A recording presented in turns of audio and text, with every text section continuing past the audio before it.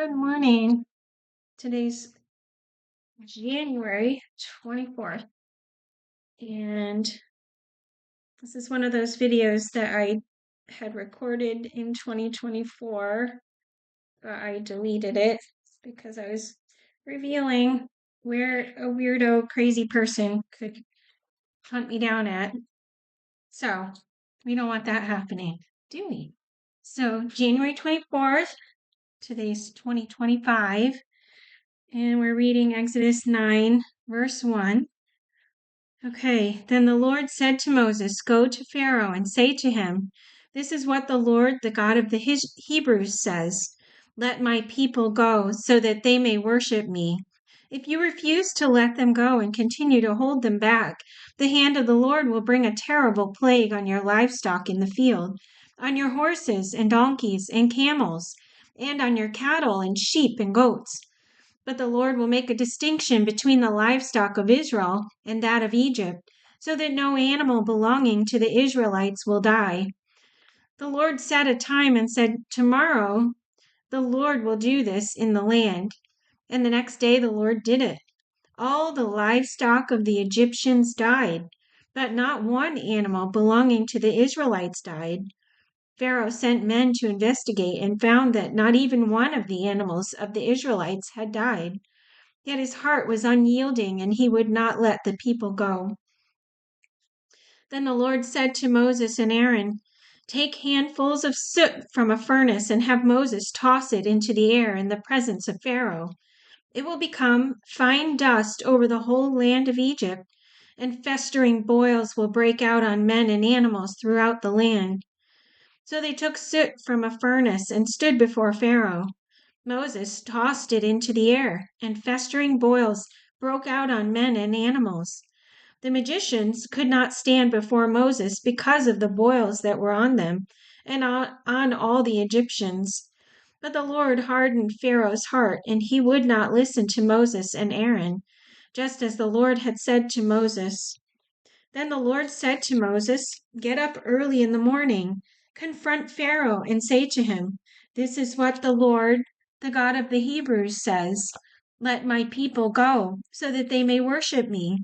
Or at this time I will send the full force of my plagues against you and against your officials and your people, so you may know that there is no one like me in all the earth.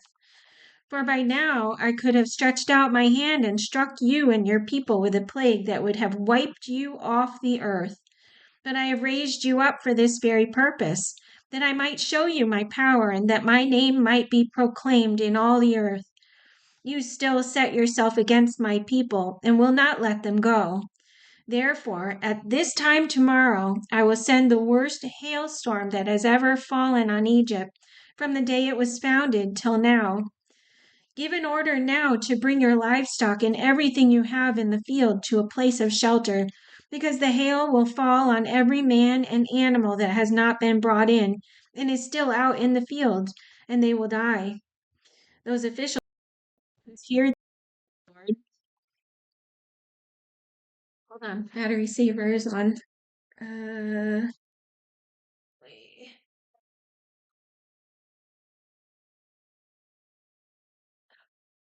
Thought I had plugged it in, but I didn't plug in the other end of it. Okay. So, um, okay, we'll just pick up here. Those officials of Pharaoh who feared the word of the Lord hurried to bring their slaves and their livestock inside. But those who ignored the word of the Lord left their slaves and livestock in the field. Then the Lord said to Moses, 'Stretch out your hand toward the sky, so that hail will fall all over Egypt, on men and animals, and on everything growing in the fields of Egypt.' When Moses stretched out his staff toward the sky, the Lord sent thunder and hail, and lightning flashed down to the ground. So the Lord rained hail on the land of Egypt. Hail fell, and lightning flashed back and forth. It was the worst storm in all the land of Egypt since it had become a nation. Throughout Egypt, hail struck everything in the fields, both men and animals. It beat down everything growing in the fields and stripped every tree. The only place it did not hail was the land of Goshen, where the Israelites were. Then Pharaoh summoned Moses and Aaron.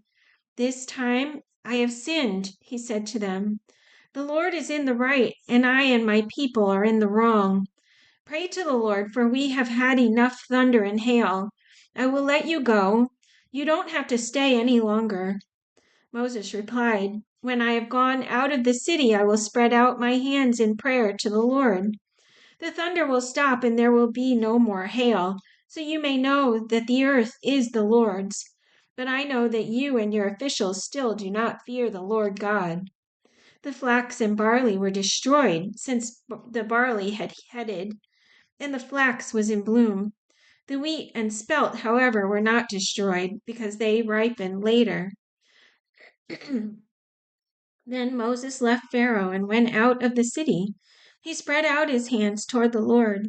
The thunder and hail stopped, and the rain no longer poured down on the land. When Pharaoh saw that the rain and hail and thunder had stopped, he sinned again. He and his officials hardened their hearts. So Pharaoh's heart was hard, and he would not let the Israelites go, just as the Lord had said through Moses. Then the Lord said to Moses, "Go to Pharaoh, for I have hardened his heart and the hearts of his officials, so that I may perform these miraculous signs of mine among them, that you may tell your children and grandchildren how I dealt harshly with the Egyptians, and how I performed my signs among them, and that you may know that I am the Lord." So Moses and Aaron went to Pharaoh and said to him, "This is what the Lord, the God of the Hebrews, says. How long will you refuse to humble yourselves before me? Let my people go, so that they may worship me. If you refuse to let them go, I will bring locusts into your country tomorrow. They will cover the face of the ground so that it cannot be seen. They will devour what little you have left after the hail, including every tree that is growing in your fields. They will fill your houses and those of all your officials and all the Egyptians, something neither your fathers nor your forefathers have ever seen from the day they settled in this land till now." Then Moses turned and left Pharaoh. Pharaoh's officials said to him, "How long will this man be a snare to us? Let the people go so that they may worship the Lord their God. Do you not yet realize that Egypt is ruined?" Then Moses and Aaron were brought back to Pharaoh. "Go worship the Lord your God," he said. "But just who will be going?" Moses answered, "We will go with our young and old, with our sons and daughters, and with our flocks and herds, because we are to celebrate a festival to the Lord." Pharaoh said, "The Lord be with you. If I let you go along with your women and children, clearly you are bent on evil. No, have only the men go and worship the Lord, since that's what you have been asking for." Then Moses and Aaron were driven out of Pharaoh's presence. And the Lord said to Moses, "Stretch out your hand over Egypt, so that locusts will swarm over the land and devour everything growing in the fields, everything left by the hail." So Moses stretched out his staff over Egypt, and the Lord made an east wind blow across the land all that day and all that night. By morning the wind had brought the locusts. They invaded all Egypt and settled down in every area of the country in great numbers. Never before had there been such a plague of locusts, nor will there ever be again.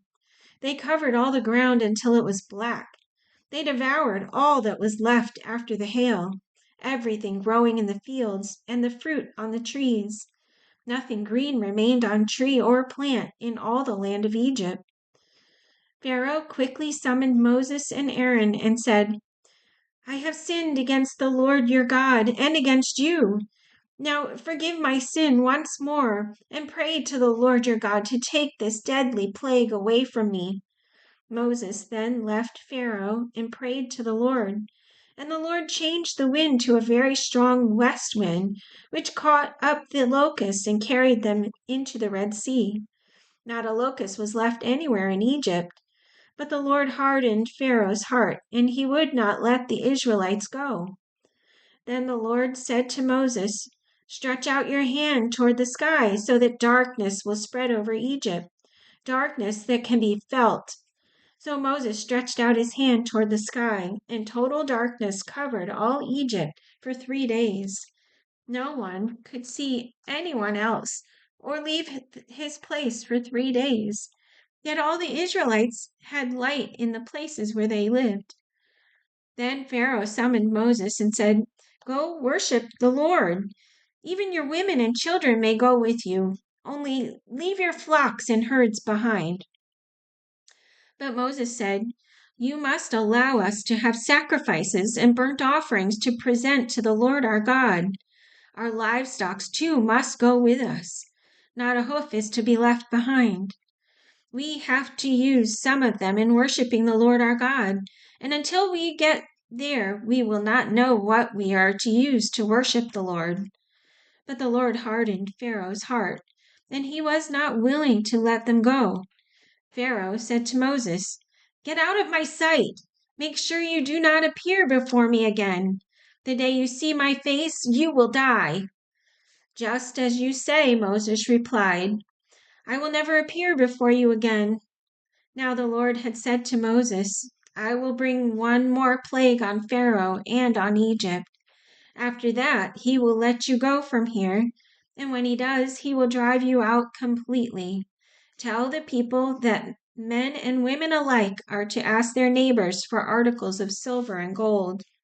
The Lord made the Egyptians favorably disposed toward the people, and Moses himself was highly regarded in Egypt by Pharaoh's officials and by the people. So Moses said, "This is what the Lord says.